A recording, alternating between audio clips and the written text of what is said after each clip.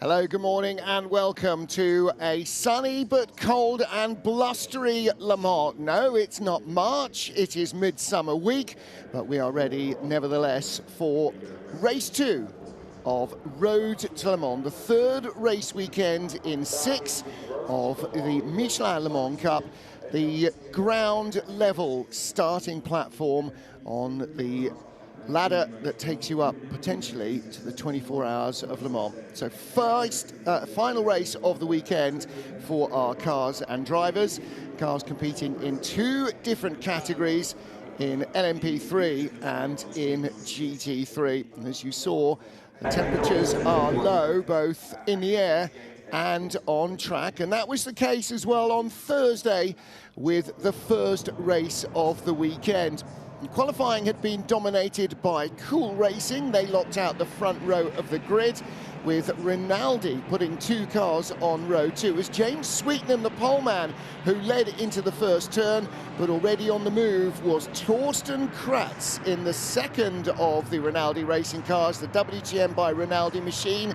They were regular competitors in the Michelin Le Mans Cup last season and the season before, but are in ELMS this year, making a one-off return. Thorsten Kratz took the lead of the race into the first corner with the number 77 car from Thor Racing, Aldrin Gudmundsson, coming up from row 3 of the grid.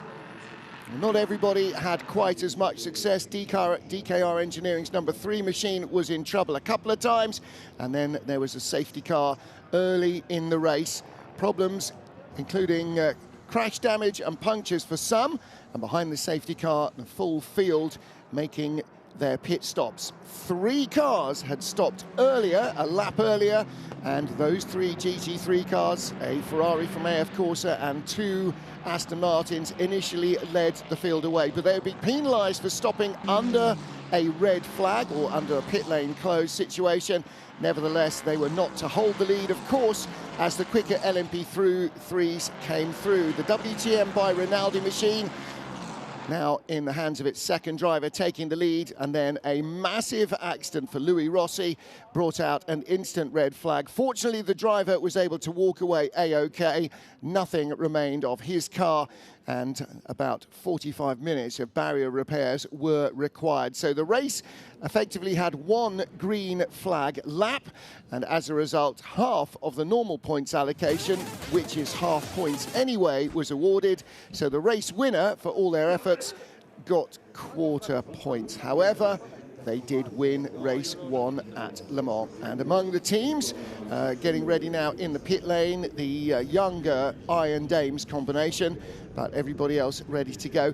And Graham Goodwin, today's grid should have been set by the times set by the second driver in qualifying, but there was no real qualifying for the second drivers, so the grid is the most topsy-turvy pairing of cars you could possibly imagine. It is set by times in free practice 2 after a couple of red flags interrupted. That is the RSGP 85 Duquesne that is on pole position from Rinaldi Racing 66. Steve Parrell start that car. High Class Racing, Nielsen Racing row 2. The race-winning WTM by Rinaldi Duquesne on row 3 alongside the EDEX Sport car. Writer Engineering, Team Virage, Racing Spirit Le Mans and Euro International complete the top 10 before we get much deeper into a 50-plus car grid, Martin, and into the GT3s. Should be 56 cars on the grid. One of them didn't go out at all on Thursday, the Racing Spirit Le Mans LMP3 car, which Pierre Caffer should start. There's also been not just a mixing of the established order, because it went down to practice laps, and practice is not about going as quickly as possible. It's about, well, predominantly allowing your drivers to get a feel for the car on the track. But also, more than half a dozen cars were sent to the back of the grid by stewards' decisions. At the front of the field, in the GT3 categories, the 88 AF Corse car, Custodio Toledo starts that. They were 3rd in the race. Second in the race was the 51 AF Corse Ferrari. That starts on row 3 of the GT3 field. The Blackthorn Astons there almost stole a march by pitting right at the very beginning of the safety car. Unfortunately for them, the pit lane was not actually open, so they ended up being penalised right to the back of the field. And way out the very back of the order, the car that finished second overall for Rinaldi Racing, that starts 53rd. And the Kessel Racing Ferrari, that won in GT3, starts 55th. So some work to do for drivers who have maybe got points in race one. But as Zinedine Zidane gets a bit of a look at the new podium where he'll be helping to flag this the main race away later. It's an astonishing turnout on track, Martin. 50+ cars across the LMP3 and GT3 grids. This is the start of the formation lap, and there's yet more social media shenanigans go on. But for me, the story of the day is what a turnout for trackside. 325,000 people have turned up to watch the Road to Le Mans, and they'll be staying on for the other race later today. Zinedine Zidane, of course, the captain of France's World Cup winning squad, won in the final in Paris. And another legend of that team, Fabien Barthez, a former owner of a race team, co-owner of the Panis racing team a number of years ago. It's not Fabien Barthez. It was? It was Zinedine Zidane. I know that was Zinedine Zidane, but also in that team was another talismanic player, Fabien Barthez, the goalkeeper, who was... See, that we're getting into football again, and as we know, this is dangerous territory. What with the World Cup having started last night with Scotland winning 5-1 over Germany. Apologies to everybody in Scotland who's just jolted awake. The what now? What? No, it rather went the other way. Unfortunately, it was sorry, Scotland. A little bit of a wobble. Well, you know, the Scots, as ever, allowing others to have a chance. Say sorry. I think that's the way it is. So our GT3 cars and the LMP3 cars, effectively the field starting with all the LMP3s in brackets who haven't been penalised, close brackets, ahead of the GT3s, and then behind the main GT3 field will be those who have been penalised, which are half a dozen LMP3 cars, and in fact a GT3 car as well, Kessel Racing's number 12 car, which had a penalty, and unfortunately for them, as I said, they were the car that won Thursday's race. So there is the great man himself, all smiles. Absolutely. Looking forward to his ceremonial role later today. I think so, why wouldn't you be? I think it's a great opportunity to really see it firsthand, a very different sport to one that he understands. Ivan Muller there, suited and booted for his M Racing squad, and great to see him and them back in at the sharp end as well, Martin. Strictly speaking, M Racing isn't Ivan's team. Strictly speaking, it's his partner's team. They've got a lovely dog. I often pop by the motorhome just to say hello to the dog. Four-time World Touring Car Champion, of course, Ivan Muller, and his sister Kathy, also a race winner up to Formula 3000. So Kathy Muller, a very, very successful racing driver, and it's her son, Jan Erlacher, who is a 3-time WTCR World Champion. Just hogging it, aren't they? I mean, prodigious talent in that family.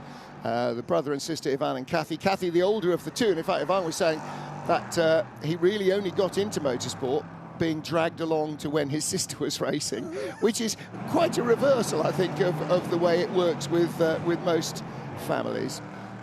Refreshing one at that. The iconic sight down the Unodier with a train of cars back into the GT3 field at the back here, but it is something around, what is it, 40 LMP3 cars initially on the entry. We have lost a couple through the shenanigans of rather pockmarked proceedings so far this week. Indeed. The car that starts on pole position, incidentally, the RS R-Ace GP machine, car number 85, that is our overall championship leading car. Now, those guys have had a very successful season so far. In the opening round in Barcelona, they finished second. They finished third in Le Castellet. Beg your pardon, they are no longer the points leaders. They were the points leaders coming in here. Didn't score yesterday, on Thursday, in race one. And so Ajahn Kia and David Drew, who are in the Cool Racing entry number 97, they finished 4th place yesterday. They do not start well up the field, though. Now that car will be a long way back, and that means that RSGP's Fabian Michel and Adrian David have a great opportunity to wrestle back the points lead. And after this, the midway point of the season, a further 3 race weekends, including one in the as yet unexplored by this championship Mugello in Italy. It's going to be a big homecoming for an awful lot of Ferrari driving. We've got used over the last better part of a decade, Martin, on the morning of the 24 Hours of Le Mans, to this soundtrack, the low rumble, the Nissan V8. It will be the last time we have it. That's because at the end of this year, we will switch the formula of LMP3 to a brand new engine, twin-turbo V6, based on a Toyota unit, and new cars to come with it. The first of those, the new Ligier GSP 325 on display here, but also to follow upgraded cars from Duquesne and from Ginetta. Bumped into one of my old friends from Ginetta in days past in the fan village last night, Sam Tomlinson. No relation, by the way, to Lawrence, but good to see him on good form.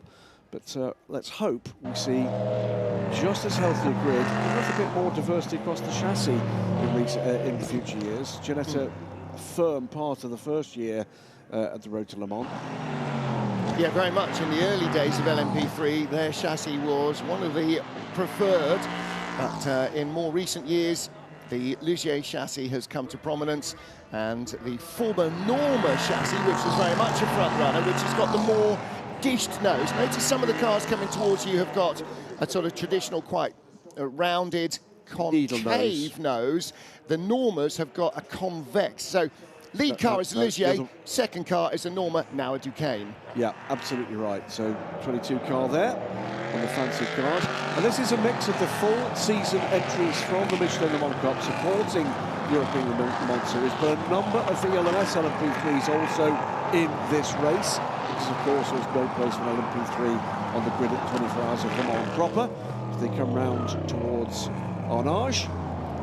I'm being mithered by former British bobsledder and coach Tom Delahunty, who reminds me that his nephew Tommy Foster takes over car number 20, the high-class racing entry at the midway point of this race. So in the probably very high chance that we won't see that pit stop, I'll give him a shout out now. We'll see what happens with the high-class car a little later in the race. They do start third. Jens Reno Moller is the man at the wheel of the car. The first driver should have gone in qualifying 1, start race 1. The second named driver, qualifying race 2, starting race 2.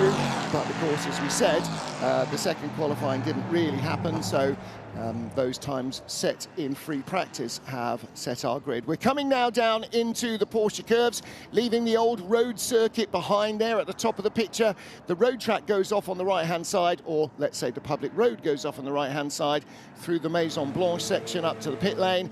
And now they're moving into 2x2 formation, lining up in their grid positions, which they left the collecting area in 10 minutes ago, and getting ready for the rolling start of this race. 13 laps is the allotted race distance, but it will be time certain, i.e. if there are any delays, the clock will still be run. It's bright, it's breezy, there's a huge crowd waking up to this sound, this fury of the Road to Le Mans Race 2. It's about to get underway. Let's hope for a quick one and a safe one, Martin Haven. If they've woken up to this sound, then they're a lot luckier than us and weren't woken by the helicopters or any of the other noises that are around Le Mans early on race day. We are ready to go racing. The penultimate race of the weekend for fans here at Le Mans is the Road to Le Mans Race 2. It is their final encounter this weekend. Let's see where we go. RSGP on pole position. Fabian Michel with Steve Parrow for Rinaldi Racing. alongside him in second place. Then Jens Reino Müller on row 2 for high class, and Tony Wells. Look for the number 7 Nielsen car, white nose, blue sides. Tony Wells very experienced here. Behind him our race 1 winner Torsten Kratz, the red and white of WTM by Rinaldi. They come to the rolling start.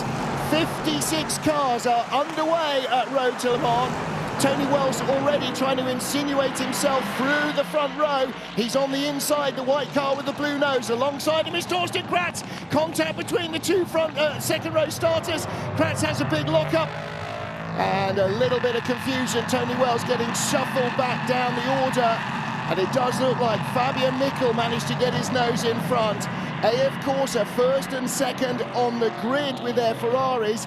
But lots of pushing and shoving. There's the number 7 Nielsen racing car of Tony Wells down to 6th position after that first corner, but it is Fabian Michel who leads.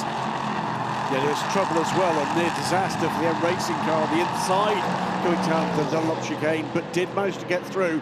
Bit of a nerve to the rear of Tony Wells' Nielsen racing car from the Racing Spirit Le Mans car from behind. Here they come down the first section of the Nordier, side by side, Torsten Kratz going by. Torsten Kratz moving up into second place, third place ahead of Horst Felbermeyer in that number 50 Reiter engineering car. That blue car did not finish the race on Thursday. He was left stranded at the side of the track, so up to third place is Thursday's race winner. In the LMP3 field, initially, it was Racing Spirit Le Mans Aston Martin that took the advantage, but that's now been passed, and the GT3 leader is Polman Castillo Toledo. Yeah, that MV2S racing machine stuck in the gravel, and the marshals immediately saying we're going to need a lift and tow, and that means the safety car will greet them. And so it begins. 56 cars with a variety of different driving abilities. Some will be very new to the sport in endurance racing, but that is not the case here. Now, I would suggest cars in trouble. That is the car at least as much as the MV2S car that will need a bit of a help. Yeah, that's had some help from the rear. That's the 62 Breton racing car. Let's take a look as they fan out 6 wide at the start. Everybody looking for a bit of ground. Look at the car in the centre of the picture now, the light blue car across the grass. Wild ride there for the M Racing car. And then the contact you described, Martin, that involved Torsten Kratz. And he was looking to get away with that. Yeah, you can see the black marks, the tyre left on the curbs there, and aha.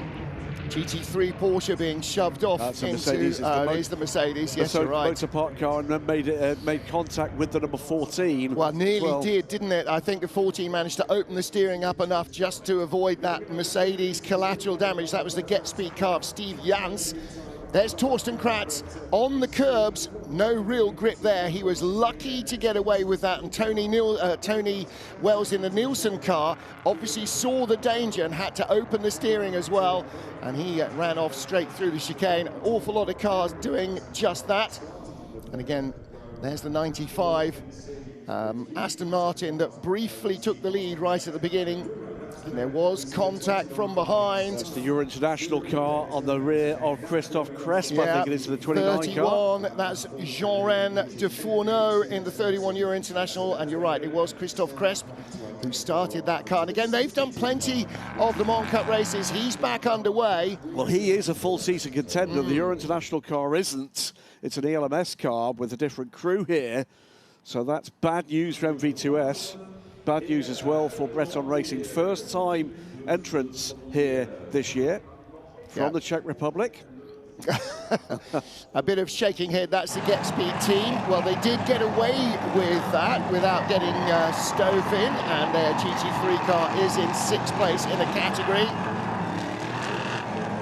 So what about yesterday's winners? Let's see. How far did Kessel Racing's number 12 car move up the order?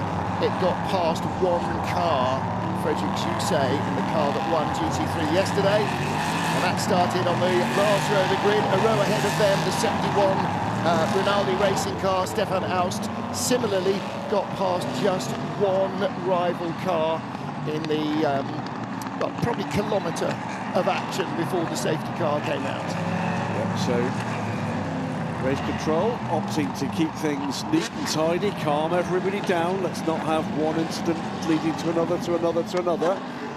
It was a somewhat hectic and interrupted race one for Road to Le Mans.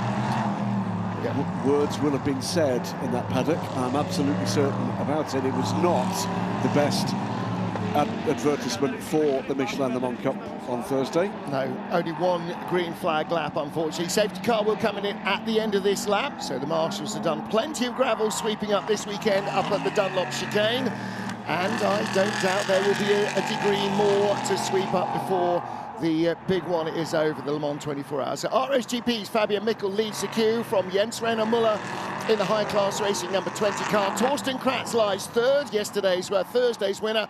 Horst Felbermayr fourth in the Reiter engineering car ahead of Christophe Lapierre, Racing Spirit Le Mans car number 10, and Tony Wells in the Nielsen machine. In GT3, poleman Custodio Toledo leads for AF Corsa. Charles-Henri Samani in the 82 AF Corsa Ferrari is second, so Ferrari 1-2. Third, Racing Spirit Le Mans in their Aston Martin is Derek de Boer, the man who started that car yesterday. So you are ready to go again. Fabian Michel, there he is, with Adrian David waiting in the pit lane. This young driving lineup looking to reclaim the points lead, but secondary, of course, to actually winning at Le Mans and standing on that magnificent podium. He gets away very well indeed, Graham Goodwin. Ideal restarting by Fabian Michel. Beautifully judged, high-class racing, no answer to that one, and if anything, Torsten Kratz is closing in on the second-place car, side by side. Team Virage, Ricardo Graciafilo on Tony Wells, goes by. Neatly done there. Oh, and has to really rein it in. Wells coming back at him over the brow, under the Dunlop Bridge. And yeah, the Virage car with the yellow nose. A bit squirmy on cold tyres. The tyres will still be pretty chilly.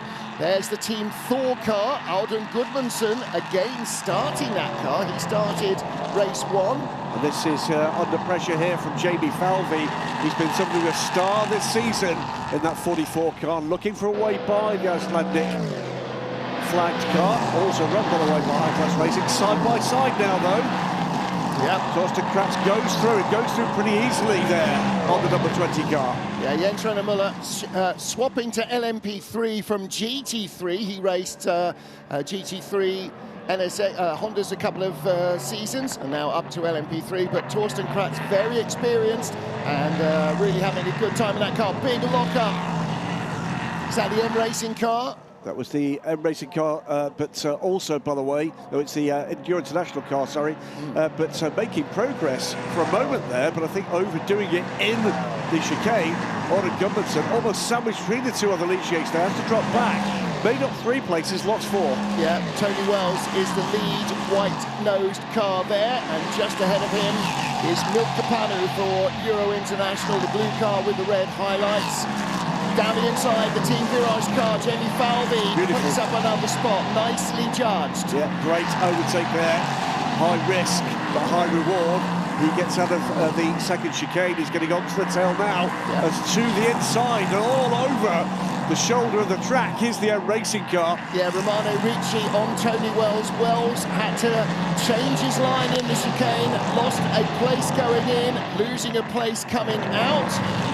That was the Biogas Racing 23 Ferrari from Spain. Also saw Team Virage, Rafael Narak, son of Raymond Narak, in the pit lane. And I think that car is going no further, so we've lost 3 cars now from our original start in 56. Race leader still Fabian Michel from RHGP. Torsten Kratz up to second now, but with a near 3-second disadvantage. There's Kratz in 22. Third place, Jens Reiner Müller. The blue car is Horst Felbermayr. Then Christophe Lapierre, haven't mentioned his name, that's Racing Spirit Le Mans number 10 car. And right behind is Team Virage, the orange and yellow Ricardo Graciafilo. Second of the Virage cars, looking for a way up the inside there into homage of the Euro International car, but no way through. This is the Castle Racing 74, the 91 from Blackthorn. This is the end of the race for the 23 car. Now, why he went over the gravel, but why. Didn't seem to have flat tyres, may just have been a little bit of contact. So the Team Virage cars with the yellow, orange and grey, currently running in 6th and 8th, and between them, Milkapanu. So that's where we're identifying that 6th, 7th and 8th place battle. 9th place and then 10th, 2 blue and white cars. The first is Tony Wells for Nielsen, behind him Aldrin Goodmanson and Ian Aguilera for RLR M Sport. Another very successful team in Le Mans Cup racing. Yeah, Aguilera having a first crack here at this level, moving up from the Ligier European Series, where he's been a contender for RLR M Sport the last couple of years. Slow zone. Now these are unique to Le Mans.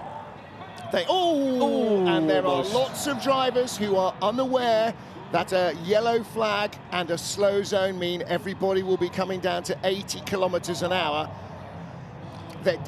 For the rest of the season, these drivers do not encounter slow zones. Slow zones are yellow flag regions. Ooh. There you go again. And that was contact. That was contact to the rear of the leading Ferrari from the 2nd place car. Yeah. Completely unaware he was coming into a slow zone. So Julien Lemoine in the LMP3 car did the right job, but unfortunately the 2 AF Corsa Ferraris, that was Charles-Henri Samani. And he's lost the bonnet of that car. Now got a loose nose. So unfortunately, RHGP getting ready for a pit stop.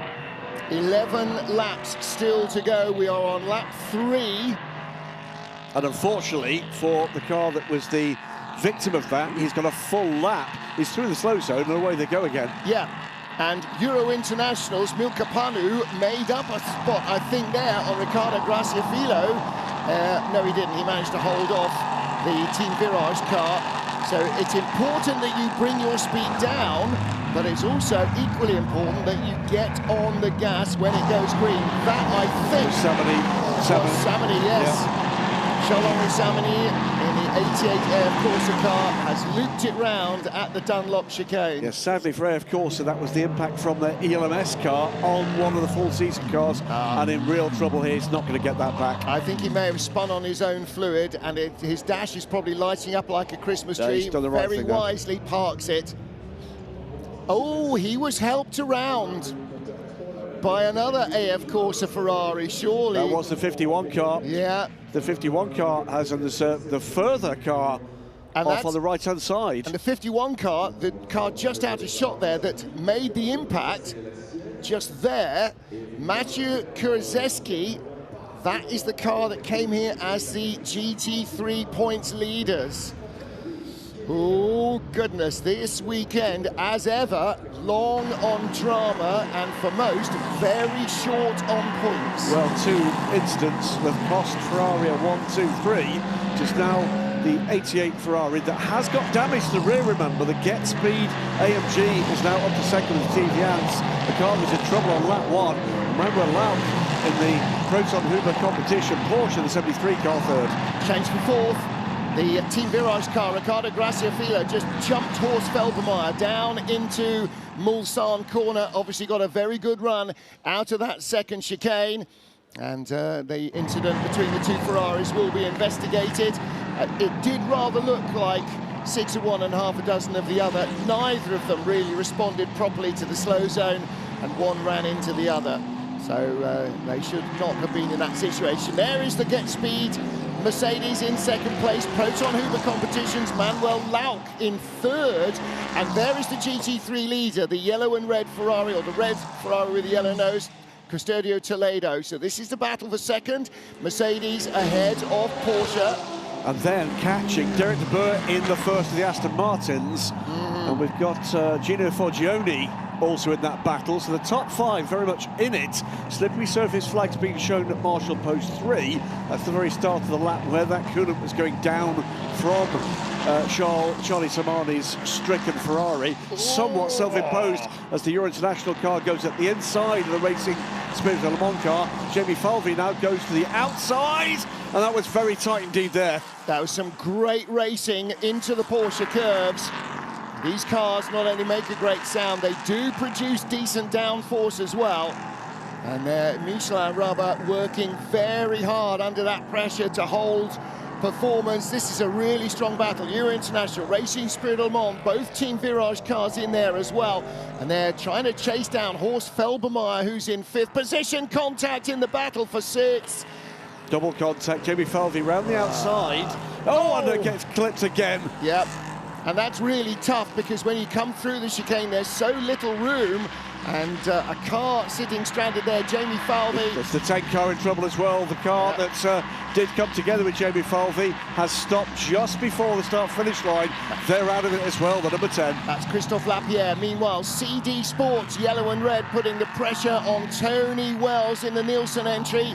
And the CD Sport car, Christian Short, was ahead of Wells at the line. Wells has retaken the position through the Dunlop curve into the Dunlop chicane, sweeping down through the S's, leaving the yellow flags behind them. And there's a replay of, was there contact at all in the chicane? No, I don't think there was. I mean, there was contact there, nose to nose, but that, I think Jamie Falvey carried in a fraction more speed than the car could handle. I think you're right. This is where the further contact took place. And there's Tony Wells getting that place back, but right behind, is that the M Racing car again? No, that's the Euro International 31. Euro International 31, you're right, Jean-René Dufourneau. Yeah, I think Jamie Falvey, there was not contact in that replay we saw. We've got further trouble at the very end of the lap, car in the gravel. It is the 57 car by the look of things. There is Ivan Muller on the radio. Calm, Seb, calm. Where's the M Racing car gone to? Jean-René Dufourneau in the 31 Euro International car has not moved. Safety car has been scrambled again. Yeah. Well, there is a lot to clear up. There is the second of our Team Virage cars, as you can see on the timing pylon, 59 car in 4th place. Now, safety car, of course, means that they will continue at racing speed, but there is a white flag, which means a slow vehicle on track. And the biogas car, ooh, hello. That has had contact. Yeah. The car that's in trouble, by the way, has made it back to the pits after being in the gravel at the Ford chicane, was the second of the Kessel Racing cars, the 57. There it is, that's Lars Kern, and he's in and out now. They may have done a driver change, and that's Yep, safety car is out. The 17 car in the hands of Patrice Lafargue. Yellow flags, of course, mean that you should be prepared to stop if required, but you will go round and catch the safety car. However, you may not overtake. So, although they will continue at speed, the racing is suspended. Safety car is waiting at Arnage. No, there's a safety car actually. Safety car will be waiting at the main line. On the main line. And the reason for it we've just seen is the 17 is in the gravel on the outside of the exit of the Ford chicane, and no way for them to recover that. There's further dramas in the background. Well, coming through is the 17 car, and obviously contact meaning a massive water leak, and water or coolant, because it won't be water, it'll be a hygroscopic coolant, and that on the tyres, I'm afraid, is an instant spin. There's number 6 car, also in strife. Yeah, that was Clement Moreno. That was the car that made the contact with the number 17 by the look of things, and had a little spin behind him as a result. But going to take just a little wee while for this to get sorted out. Down there in the pit lane is the pit reporter Steph Wentworth, and she will be trying to make sense of this for the highlight show that is produced after every round. Good luck, Steph. There's I know. She's however, safety car is out now. As they come round, the pit entry light will be showing pits closed. However, at the end of the first safety car lap, when everybody is in the queue, then I suspect we will see whole field pit stops. Yeah, it's going to be very, very busy indeed. There is the number 10, so we've got the 10 car in trouble, the 6 car in trouble, the 17 car in trouble. That's what you call a helmet livery. Now, look at that. That's very hippie Porsche, isn't it? Yeah, but that's also, no one else's helmet is going to look like that. That's going to stand out as effectively as a barber's pole. That's a great livery. Loving that. So Patrice Lafargue waiting for intervention, also on the start-finish line. So there's 2 reasons why this is a good moment to bring this field back under control. What you don't want to be doing is having your eyes on the car to the outside and avoid any intervention with that, only to find part of your way blocked to the inside. So time to just bring down the tempo. Frustrating for all concerned, of course. Breakfast, a croissant and a V8, please. What, no red wine? One of the truest moments in Steve McQueen's Le Mans film is shots of the fans in the campsite waking up on Sunday morning and somebody stumbling out of a tent brushing his teeth with a bottle of red wine. I thought, I've actually almost literally been there and certainly seen it done in my time here at Le Mans. So much of the atmosphere of that 1969 filming, the 1970 release Le Mans the movie, still resonates today. It's a look into the mind of Martin Haven in that moment there. And the hygiene. Moving on, RHGP lead the race, 9 to go after this one. We're not going to get that. 20 minutes on the clock. This is going to be a time-certain finish. The advantage that we have here, actually, is because of a cancellation of an earlier race, we have started this 30 minutes before we were due to. So there is an extra 30-minute leeway. We might not, with a good luck and a following wind and perhaps a little bit better behaviour, run out of time. Well, it is. So let's just call it as we see it, as the Manitou arrives to pick up Patrice Lafargue, who'll be getting out of the car. Let's not call it as we see it. Let's be a little bit more diplomatic than that. Let's not do that. Fabien Michel leads this race for RHGP in the number 85 Duquesne, ahead of the WTM by Rinaldi Racing, number 22 in the hands at the moment of Torsten Kratz. 2 Duquesnes, 1-2 at the moment. Jens Reiner Müller in the high-class racing Ligier, 3rd place in the 20 car, ahead of the 59 team Virage car of Riccardo Graziafilo. Milka Panu with Euro International has been up and down the order, but currently sits 5th in the number 21 car from Italy, and in the 57 car. Interesting. Now, 2 or 3 GT3 cars peeling into the pit lane. We cannot see the pit entry light, but I would suspect after Thursday's race, race 1, that it was not open. And again, both of those Aston Martins came in and were penalised as a result for coming in too early, the Blackthorn Astons. This time only one is in. MV2S are in as well. Christophe Cresp, who was in trouble in the opening lap. ANS Motorsports' Clément Mathieu is in and out of the pit lane. Lars Kern was in for a different issue. But Cool Racing's Ajahn Kia. Now, Cool Racing are very well run indeed, so if they have pitted, I suspect perhaps that the pit lane entry light was green and the pit lane was open. 44 car Jamie Falvey, by the way, will be getting 10 seconds added to what it says is the next pit stop. It will be the main pit stop. Yeah, the only pit stop, hopefully. However, let's just complete the order down through the top 10 before we get into these pit stops. It is Romano Ricci, an ex-WC driver back in the day for Labra competition in LMP2. He sits 6th in the M Racing number 13 car. RRM Sports number 5, the hands of Ian Aguilera, is 7th. The 50 Reiter Engineering car of Horst Felbermayr in the iconic colours of Felbermayr sits 8th. Team Tour from Iceland, assisted by High Class Racing, the 77 in the hands of Robin Gudmundsson, sits in 9th place, and completing the top 10 at the moment, Tony Wells, the number 7 Nielsen Racing car. In GT, the race is led by Custodio Toledo in the number 88 Ferrari from the 14 Get Speed AMG, as the number 10 car is assisted off track. The Get Speed AMG in the hands of Steve Jans is 2nd. Proton Hubert competition, the 73 Porsche Manuel Lauk, looking for a morale-boosting team for the team that saw tragedy at the start of this season at Barcelona.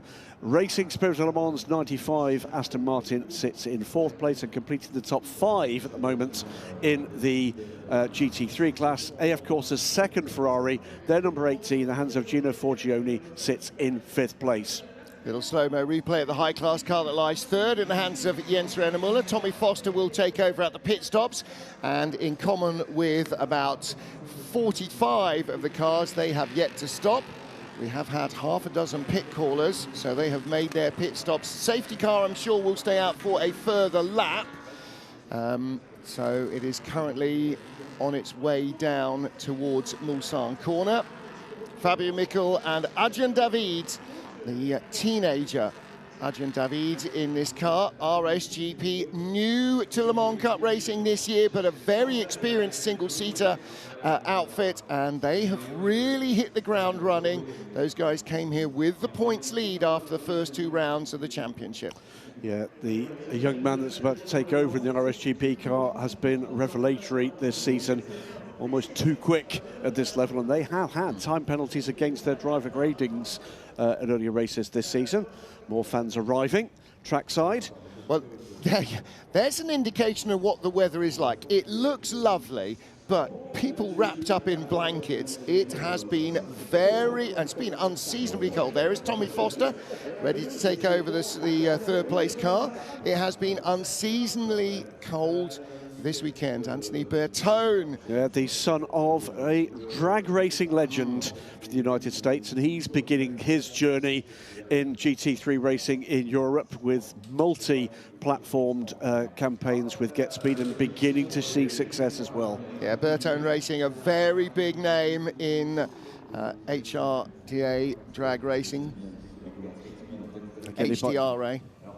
NHRA. NHRA even, yes. Yeah, not historic NHRA. I was there gradually, easing my way in. I was impressed. Not very. So safety car remains out.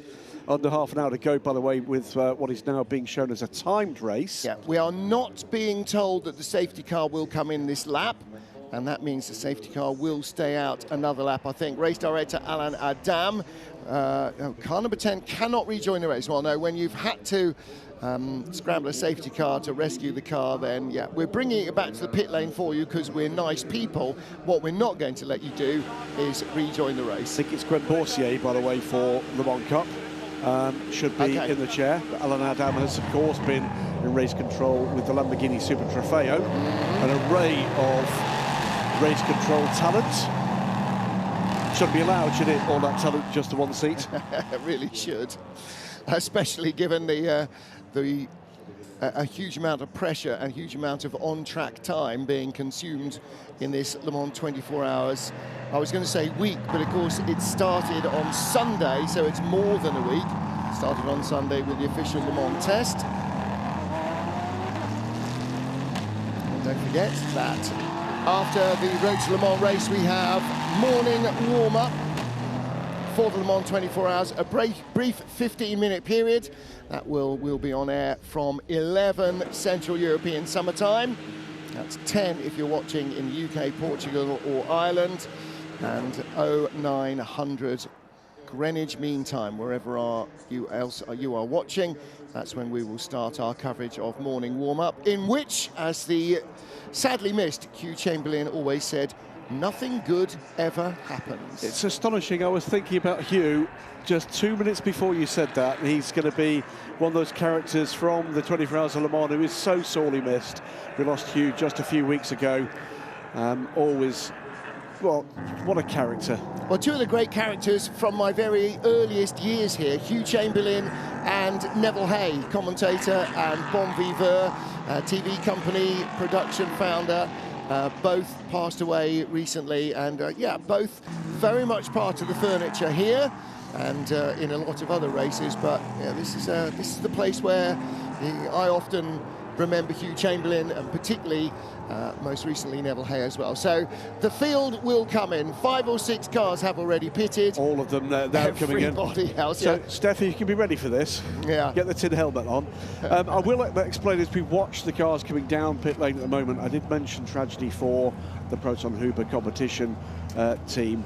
They lost their team manager in a terrible accident in the paddock for setup for the pre-season test at Barcelona. Gerhard Freundorfer, remembered by everybody in that paddock and of course by the team, and they will be looking for on-track success to remember him here in particular. Oh, and there indeed is the 73 car, almost being reversed into by the Rinaldi Ligier. Yeah, it's going to be a very, very packed pit lane, and there is a minimum stationary time for safety reasons for all of these pit stops.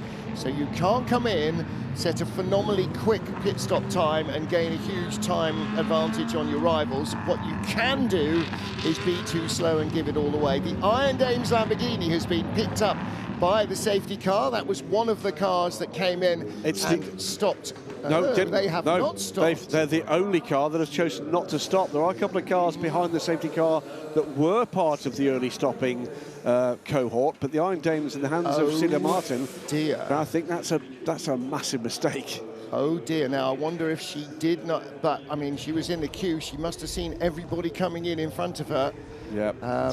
Now, are they gambling on the fact that the safety car will not come in for a further lap? I can't understand why they would do that. Nothing we can see that suggests it will stay out for one more lap. In fact, everything that we've seen so far suggests that it was possibly ready to be released or to be pulled back in at the end of this lap, but you having allowed some cars to pit, you want to allow the entire field to pit. And again, have no information to say whether or not the early pit stoppers, MV2S, Blackthorn, ANS, Kessel and Cool Racing and Team Virage, no information to say whether or not the pit lane entry light was green at that stage. Big loser, by the way, in that pit stop shenanigans was the Euro International car, dropped right down the order. Oh, yeah. Right in the mix of things, but lost, I think, 6-7 places.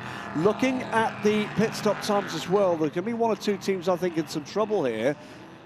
Having a look at the start of the race again, cars are being told to close the gaps behind the safety car meanwhile, so it will come in this lap. Well, it was all very close at the start. Torsten Kratz from row 2 eased onto the curbs by Tony Wells. They both just got away with that. Tony Wells actually, ironically, lost a lot of ground as Kratz came across his nose, and then it was almost a Mercedes double whammy there. They both nearly got knocked out. Euro International, M Racing trying to make room for themselves, but Torsten Kratz, that was a big heart in the mouth moment. Somehow managed to gather it all up as he slid sideways across the curbs and rejoined. And again, as ever, with so many cars running at such close performance levels into the first chicane from a rolling start, not everybody had hot tyres, not everybody had hot enough brakes. I'm sure there are a lot of grabbing brakes there, as well as fast-moving machinery. Yeah, one car I think is going to be in trouble after this pit stop cycle, and that is the MV2S car, the number 28 car. Vladislav Gutak is a second under 2 minutes. Yes. And I think it's a 2 minutes bogey time. This, by the way, was the incident following the slow zone coming in. Charlie Simoni seemed to be caught out by that.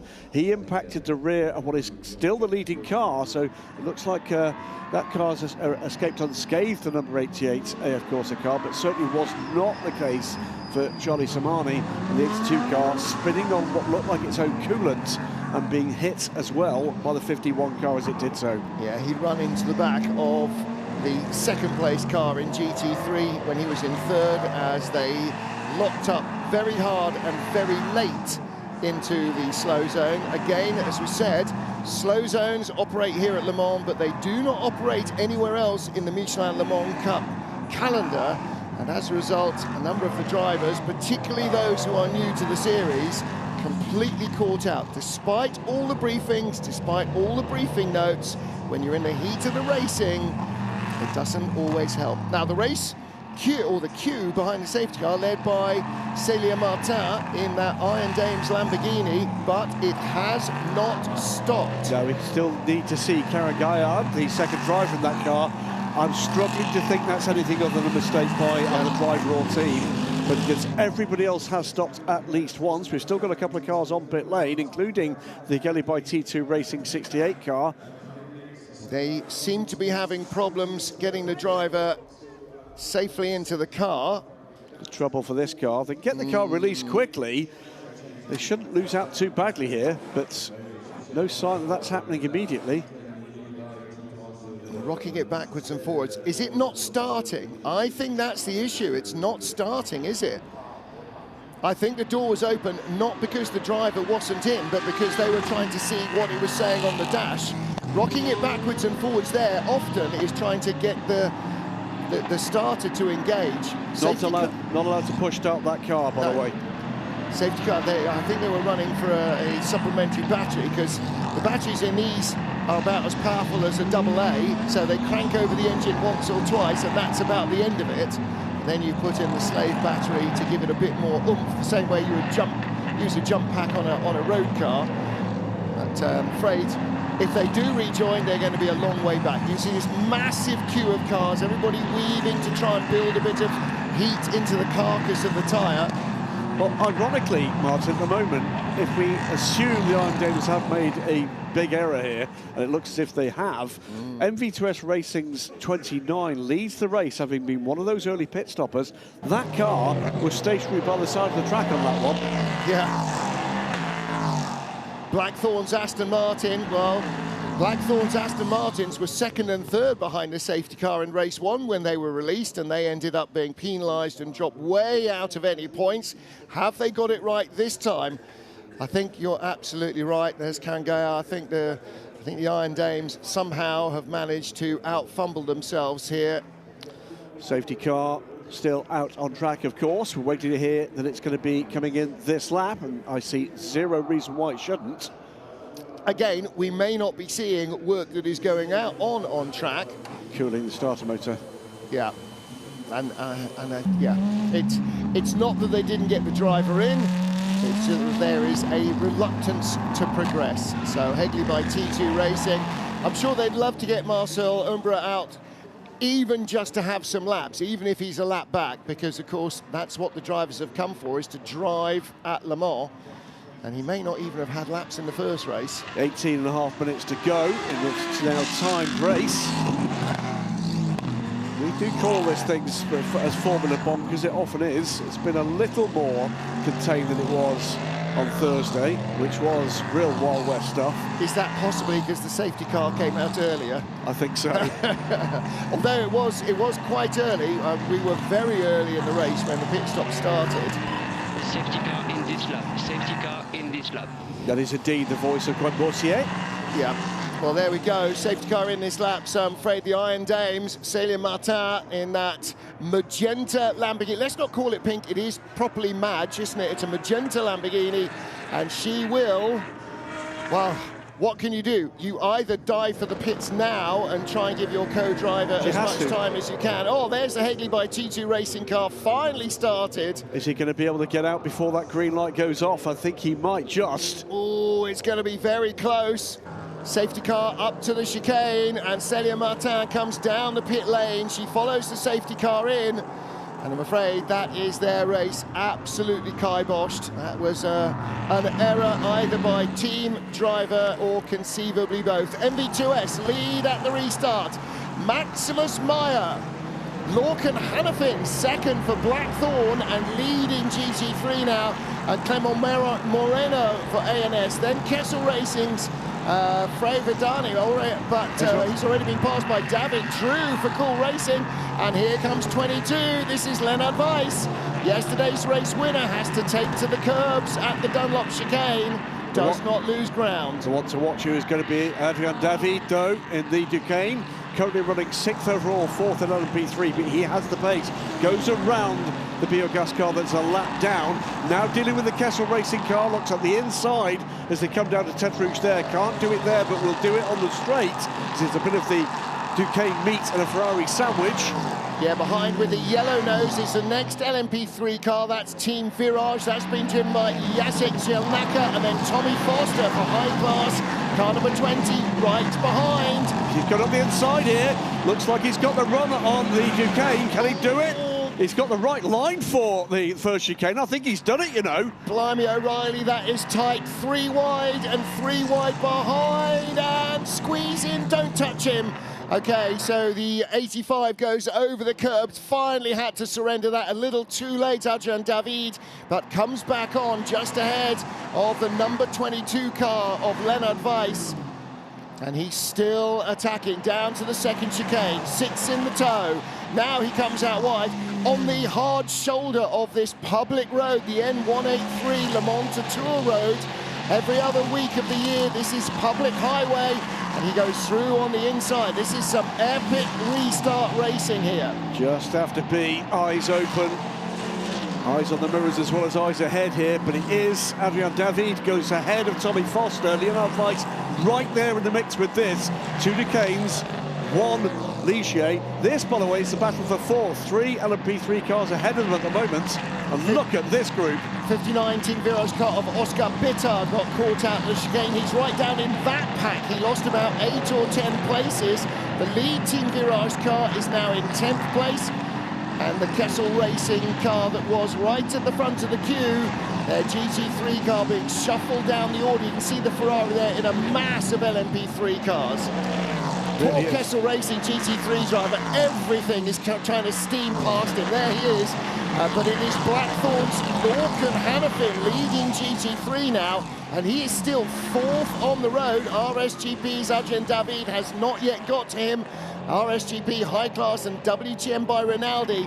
And there is MV2S, your race leader from ANS Motorsport. That's Maximus Meyer being pressured by Clement Moreno, and just behind is David Drew, and he's the most experienced of the trio. That Cool Racing car in 3rd might be the one to watch. Indeed, one trio here being chased by a second trio we've been talking about already. They're being caught, by the way, by a couple more cars. Garth Walden, a very late replacement in the background in the fluorescent yellow car for RLRM Sport, but with Colin Noble right on his tail in the Team Tour car. You saw the Blackthorn Aston, which is not black, it's green, but there you go. That's Lorcan Hannafin leading GT3, and Adrian David did not get by him into the Porsche curves. Had he done so, he would have been gone by now, and the high-class car of Tommy Foster and Leonard Weiss in the WTM by Rinaldi machine would have been stuck, but all 3 of them in that battle for 4th place are there. They are losing ground, though, to the lead trio. Oh, and now they try and squeeze by Lorcan Hannafin into the chicane. And for the Aston driver, he does not want his race ruined by being tagged by one of these LMP3s, and more trouble for the Felbermeyer car. The 50 car has gone around, and there's damage to the rear of that car. That's now in the hands of Niklas Born. Yep. And it was Horst Felbermeyer who was parked at the side of the road in part 1 of Thursday's race. It's his teammate who's parked at the side of the road in part 2 of Saturday's encounter. The double yellows there. We'll wait and see whether or not there's an intervention possible.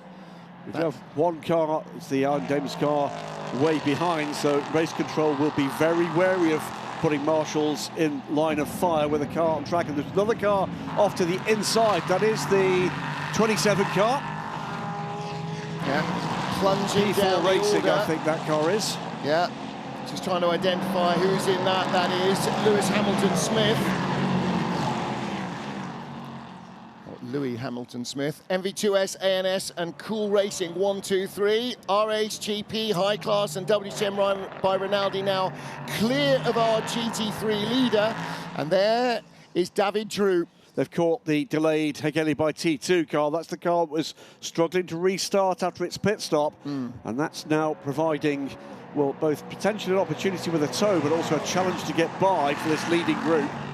Yeah, because that car's not slow, and certainly not slow enough to be easily passed by the orange MV2S racing car that is our overall race leader. Gets by him now, and importantly gets by him into the chicane, and that means that his rivals, the number 6 ANS 97 Cool Racing car, will have to do that again before they get to Mulsanne corner. Preparing for a slow zone at the Porsche curves. That's the to protect the site where they're looking trying to recover. Look at that, leaping over the curbs for the Felbermeyer car, the Reiter Engineering entered car.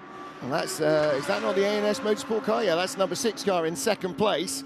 That's a very dramatic ride over the chicane. That's the first element of the forward chicane. Adrian David, by the way, putting in fastest sectors in this race in pursuit of this group and is beginning to close that gap. Was 6 seconds, now 4. David Drew set the fastest race lap of all last time round. He's in 3rd place. He's the back of this shot. And there is Lewis Hamilton-Smith. Not gingerly climbing out the car. He's okay, though. He's had contact. There's tyre mark on that right side pod. Now, I'm assuming that the direction of travel is from right to left and the car is facing the wrong way. He is at the exit of the first chicane, so may well be actually in the runoff in the chicane. Yeah. There's an awful lot of hard standing there, but none of which you want occupied by cars. Headley by T2 Racing, the 68 machine that we saw in the pit lane, that is a lap down, so it's not part of this battle, although of course it is because it's in the way. And closing up on this lead trio, so they come into the slow zone. David Drew caught out, just avoided contact with the A&S Motorsport car in front of him. But that is your lead trio and the lapped car. Yeah, coming into that slow zone, by the way, dramatically closing this gap. You can see there in the background, as they're in the slow zone at 80 kilometres an hour, Adrian David is going to catch this group. Lewis Hamilton-Smith out of the car, and the car there's the Felbermeyer car being pushed away. That is in the first element of the Porsche curves. We should get back to a full green lap pretty soon there. So there is a gap in the barriers there that should allow for recovery of that car pretty quickly. I think it's the other one that's more likely to take time. The other car to check out here, just behind Leonard Weiss, is Colin Noble in the Team Tour car. He's dealt with the challenge of the car ahead of him and has closed that next group of 3. That next group of 3 is now a group of 4. And how far back is Wayne Boyd in the he's right with him. Nielsen Racing car, yeah. And so, in fact, Adrian Clomenil has gone by Wayne Boyd, maybe accidentally. They are just outside Adrian Clomenil in the 87 Cool Racing car that started on pole yesterday. That car currently lying in 8th place, 9th place for Nielsen Racing's Wayne Boyd, ahead of our GT3 leader Lorcan Hannafin, who is still 10th overall. So Max Meyer, who spun on lap 1, then opted to make an early pit stop. We believe, a pit stop within the window, leads this race from Clement Moreno. It's MV2S from A&S Motorsport, the number 6 car. Another car had early problems. Then the 97 Cool Racing niche of David Drew, and trying to close down that lead 3. Adrian David, Tommy Foster, Leonard Weiss, Colin Noble in the next group for RHGP, High Class Racing, WTM by Rinaldi Racing and Team Tour. We've got under 8 minutes to go. Yeah, the MV2S car that leads the race was started by Christoph Cresp. He was turned round, wasn't he, on lap 1? This is the second slow zone, by the way, and that is going to be coming to an end in 3, 2, 1. Now we go back to full green racing because that slow zone has been removed, I believe. Well, yellow flags are still there. No, it's slow all the way down to the first chicane. That's why the leader is still going slowly. My apologies. It's the one in the Porsche curves, yes. or in the chicane, rather. Yeah, so the Porsche curves and the chicanes are clear. And they're trying to move the 27 car out of the way, and that is the P4 racing car of Lewis Hamilton-Smith. So that's now behind the barriers, so we should soon get back to full green racing with those 2 incident zones having been dealt with. Well, you get a visual clue as to that when those waved yellows are withdrawn. Nothing yet, so down to the 80 kilometres an hour we go. 7 minutes on the clock.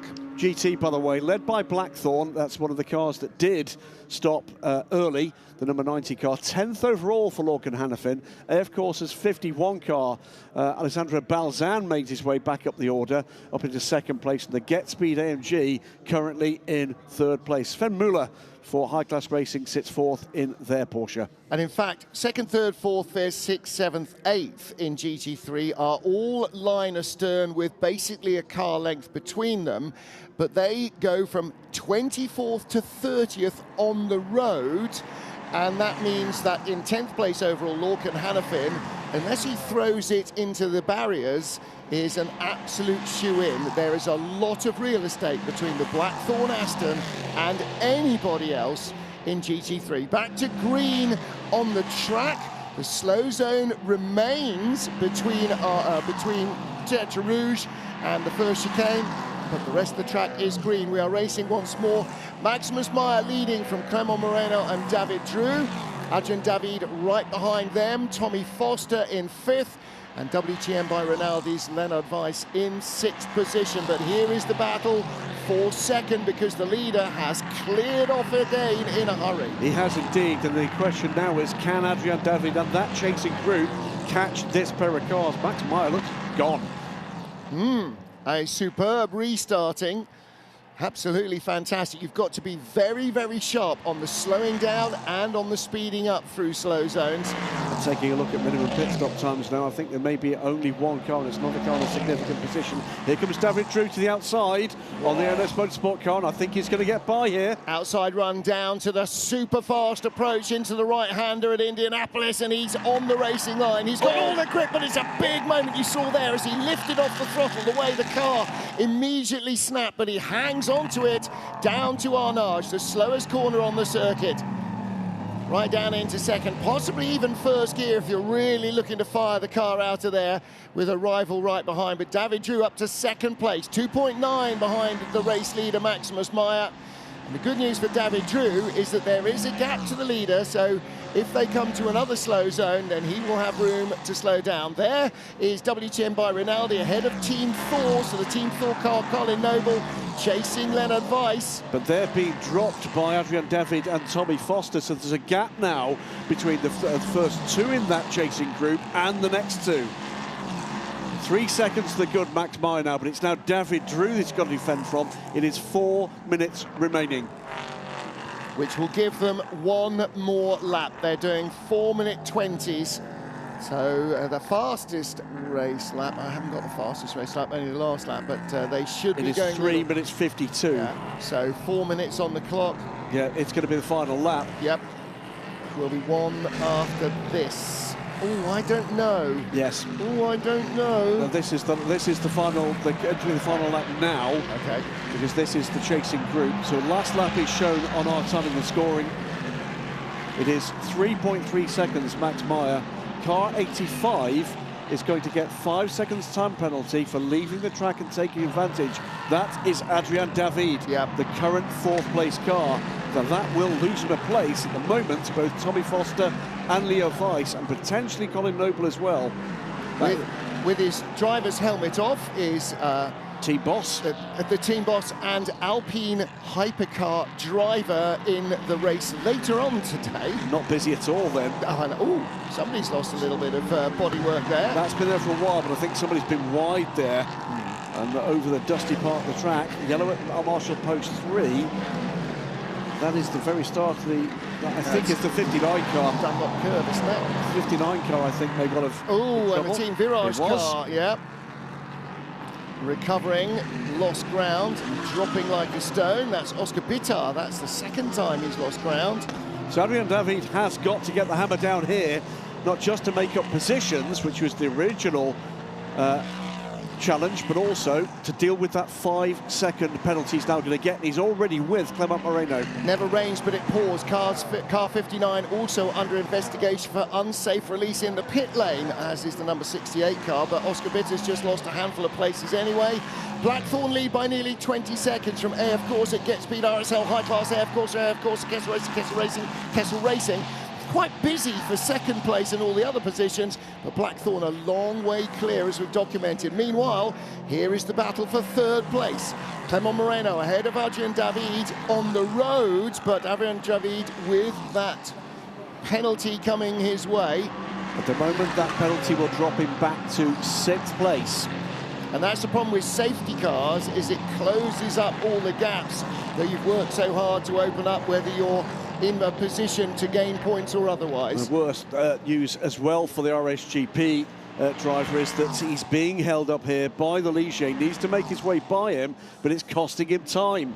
and it's time at the moment is the enemy for him, not the position. Yeah, Maximus Meyer still leading for MV2S Racing, and he's now 2.7 seconds ahead of Cool Racing's David Drew. Clement Moreno in third is just feeling the pressure now as Adrian David tries to go the long way around the outside. They're side by each in Indianapolis, and that is ballsy stuff from Adrian David, hanging on there around the outside, one of the quickest approaches to the quicker corners on the circuit, and they were side by side, door handle to door handle. That is epic stuff by both drivers, Adrian David and Clement Moreno, because the tiniest of variation in line there would have been an airplane crash. This, though, looks to be the leader. They're the winner across the line here. We'll wait and see if there's any judgment about those timing those pit stops. But from a spin on lap 1 from Rafael Narak, Max Meyer is leaning on way. Whoa. Calm. It's the last lap. The checkered flag is being unfurled, and Maximus Meyer is doing his very best to throw it away. David Drew in second place, 1.5 seconds back, down to now about half a second back. Christophe Crest was turned around in the opening lap. Max Meyer took over very early on, and he will be the first man to the checkered flag. He manages not to throw it off in the final 100 meters, ahead of David Drew for Cool Racing. RHGP and High Class come across the line third and fourth, but Tommy Foster already promoted as Adrian David comes across the line. It will be Tommy Foster in the High Class racing car who steps onto the podium Saturday morning at Le Mans on this brand new podium. So MV2S Racing, their biggest win, I think, of their time in Michelin Le Mans Cup, and there's your GT3 winner, getting mullered by everybody else. The biogas Ferrari, don't worry about that. That's a lap down. GT3 goes to Blackthorn Aston Martin as Lorcan Hannafin takes the checkered flag. Martin Berry sharing that car with him, and this pair also in action in the European Le Mans Series. It was the fastest lap of the race on the final lap, by the way, from Adrian David, which saves him a position overall. Would have dropped to 6th without that lap. Yep.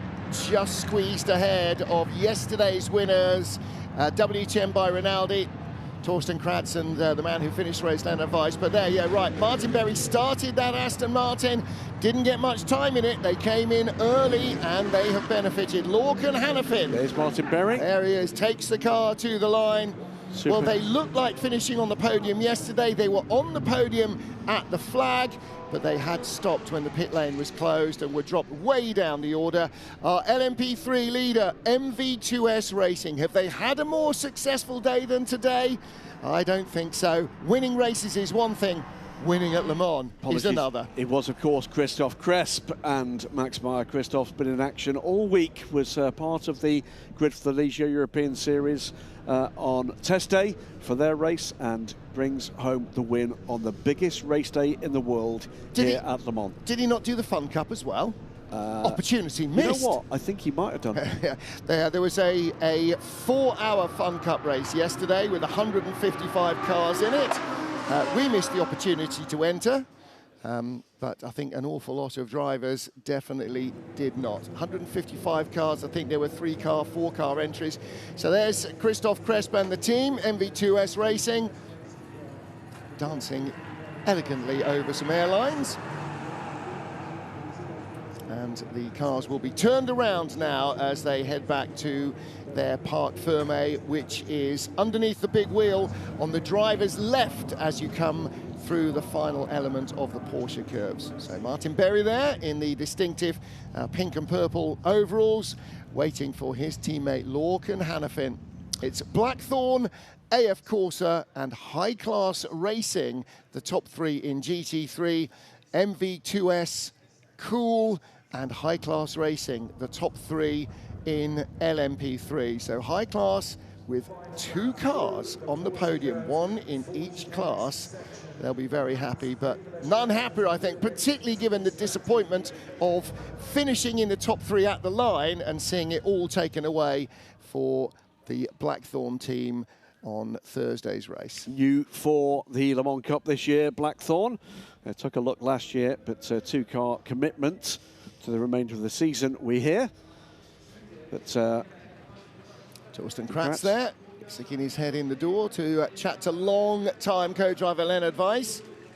That's a really good team as well. Rinaldi, such a strong name in endurance racing, cut their teeth and still ply their trade very much in the Langstrecke Pokal, or the current renamed equivalent at the Nordschleife of the Nürburgring. They've got lots and lots of 24-hour experience, and I'm sure they are eyeing this race, not the Road to Le Mans race, but the big race, as a potential future project. It's been tricky for anybody trying to find a way into GT3 in this first year of the LMGT3 program. I've no doubt that WTM by Rinaldi will be taking a look at that, but they love this business. There's a very, very... Lorcan Hannafin, relatively unimpressed with all of that. Nice. Could hardly be more excited, could he? Well, let's catch up with MV2S Racing. Max Meyer is in the car, but Christoph Cresp is in the pit lane with Steph. I am joined by Christoph Cresp, winner and driver of the number 29 MV2S Racing. A huge congratulations to you. What does this win mean to you? Thank you, it's incredible. A win at Le Mans, everybody has the dream to do that. So for us, with MV2S, with Maximus, we didn't imagine that because we have a lot of problems during the race, but at the end we win. It's the race. And the beginning of the race, it was difficult for you. Just talk us through the incident there. Yes, there is someone who pushed me in the corner. That's all. And after, for a lot of reasons, we can stop at the pit before everybody. And after, Maximus did a very, very good job. All right. Well, you go find Max and enjoy the podium. Thank you very much. If they've got it right, that incident won the race for them because he was at the back of the queue, potentially with the pit lane open, where the front of the queue may not have had that opportunity. Well, we have not seen any investigation into their pit stop, which means that it was legal, decent and above board. And there's the Blackthorn crew celebrating a big result here as well. As Christoph Cresp said, every endurance racer's dream is to win at Le Mans, and they have both done that. They're going to get to stand on that iconic podium, the brand new podium, in fact. There is the classification.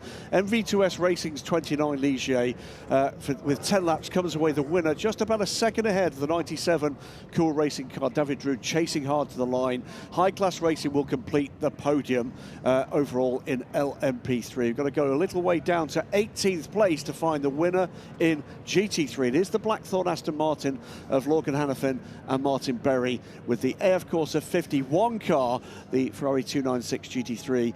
Alessandro Balzan bringing that car home, and High Class Racing with a second podium finish. So you're quite right, podium in both classes. Sven Müller bringing home the number 18 Porsche. Yeah. The one thing I would say, by the way, is the adjustment was made for the pit stops too early at the line. So I think this is the result. Yeah, I think you're absolutely right. Yes, we saw that the RSGP car dropped instantly across the line. That time penalty was applied, and so I think you're absolutely right. And in GT3, Blackthorn winners by 10 seconds over the AF Corsa 51 Ferrari, and High Class Racing in third, ahead of the second Aston of Racing Spirit Le Mans. Getspeed's Mercedes in fifth position, and another of the armada of AF Corsa Ferraris, the 88 car, which was in trouble yesterday. They finish in the top half dozen. Well, the crews that will be on the podium will get to celebrate that in front of a massive crowd. But before we go to those podiums, let's go down again to Steph Wentworth. She's down on pit lane with a very happy Martin Berry. I am now joined by the GT3 winner, Martin Berry of the number 90 Blackthorn Racing. Huge congratulations. The podium evaded you on Thursday, should I say, but now here you are on the top step. Yeah, and it's quite ironic too, because it came down to strategy again in terms of getting lucky with the driver change, in terms of getting into the pit entry. So yeah, it feels much better today than it did on Thursday. So yeah, great job. Lorcan did a fantastic job, pulled a nice gap. And so, yeah, super happy with the result. And, yeah, what an experience. This place is really quite amazing. So, first time here, and it's how lucky am I? So, yeah. And I'm sure you'll love to be back next year. We'll wait and see whether that's the case. How are you and Lorcan planning on celebrating? Not sure yet, because we're both meant to be heading back to our respective countries, but yeah, we'll find a way to celebrate, because this one feels quite nice. So. All right, enjoy the podium. Thanks so much. Thanks a lot. Cheers. Thank you. Well, Martin Berry and Lorcan Hannafin probably got an hour or two before they have to pack up and head to transport, so there might just be a little glass of something in the offing. Just spotted as he walked away there, Martin. Driver coaching this weekend with that crew is Johnny Adam. Aston Martin factory driver. Bumped into Johnny. We hope to have him on the main Le Mans broadcast later on.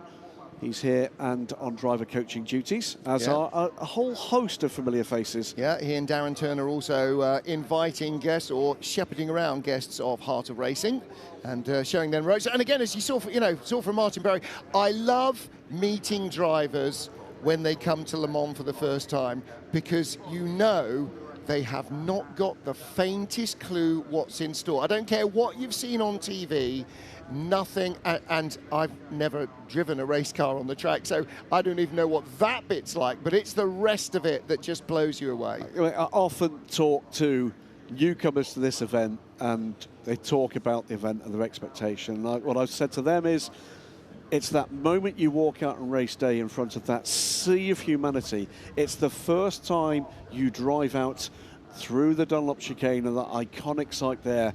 And if you are one of the lucky people that get to walk out into that podium, absolutely amazing experience for anybody that loves motorsport. Absolutely life-changing. It will reevaluate your values of everything. Well, Max Meyer very nearly threw it all away in the final kilometre of the race. Big moments in the Porsche curves, but he managed to hold it all together. MV2S, Maximus Meyer and Christoph Cresp. After Christoph was clattered into and turned around on the opening lap, surely he must have thought that's all over. They came in pitted early, and the way that the cards fell, as ever, Le Mans chooses the winner. But I'll correct myself, by the way. Christoph didn't do the Leeds European Series. He did do Fun Cup yesterday. Aha, there you go. Yep, so plenty of time at the wheel. And this was a big battle as well between RSGP's Adrien David and Tommy Foster in the high-class car. What a great restart between the two of those. They really doled out the racing and the entertainment, and it was super clean. It was edgy, but super clean. Tommy Foster taking the position into the first chicane and then having to cede the position back to Adrien David into the second chicane on a restart. Well, Christoph Cresp, Martin Berry, look at them. That's the face of, I can't believe I'm here. I've been in that room with race winners before now, and it is a place of intense emotion. Electricity, isn't it? Amazing stuff. It really is. You know, there are, a podium anywhere is special, but here, on this day, with the whole crowd assembled, absolutely astonishing. Important second place finish for Martin Kurzewski there, sharing with Alessandro Balzan in that AF Corsa Ferrari. The Blackthorn Astons are not title rivals, but high-class racing's Nick Jones and Sven Muller. I mean, dragging Sven Muller in, that's a great addition to that lineup. Well, it's going to turn some of the championship results on the head here. Some of these cars not involved, as you said, in a championship fight. There is Johnny Adam. He'll be very pleased indeed with the efforts of his two charges. GT he knows what this is like. Oh yeah, remember that epic Porsche versus Corvette battle at the end of Le Mans. An all-time great Le Mans moment. A couple of years ago, but it was a bit longer longer than that. Yes, I know.